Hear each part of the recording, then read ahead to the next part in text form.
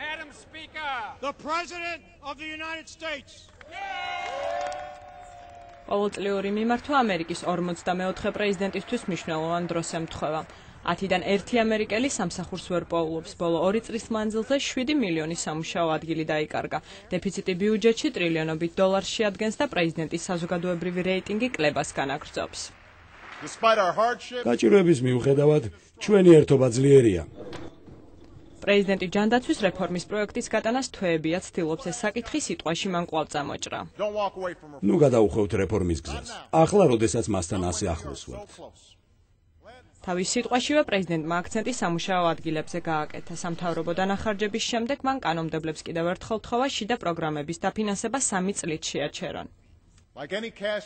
გაჭირვებული ოჯახის მსგავსად, ჩვენ ბიუჯეტის ირგვლივ უნდა ვიმუშაოთ, რათა ფული იმაში დავაბანდოთ, რაც საჭიროა.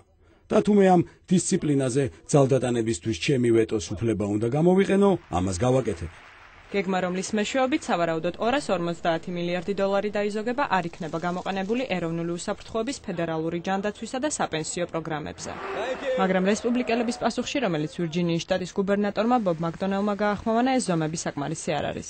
გარკვეულ პროგრამაზე პრეზიდენტის მიერ ბიუჯეტის გაყინვის გადაწყვეტილება ქებას იმსახურებს, მაგრამ მაინც ძალიან ცოტას ნიშნავს.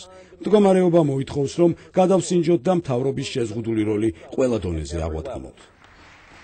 გუბერნატორ მაკდონელის მიმართვას დაახლოებით იგივე რეაქცია უძღოდა, რაც პრეზიდენტის ტრადიციულ მიმართვას ყოველი წლის დასაწყისში. ეს პირველი შემთხვევა იყო, როდესაც ოპოზიციურმა პარტიამ პრეზიდენტის გამოსვლის პომპეზური სტილი გაიმეორა.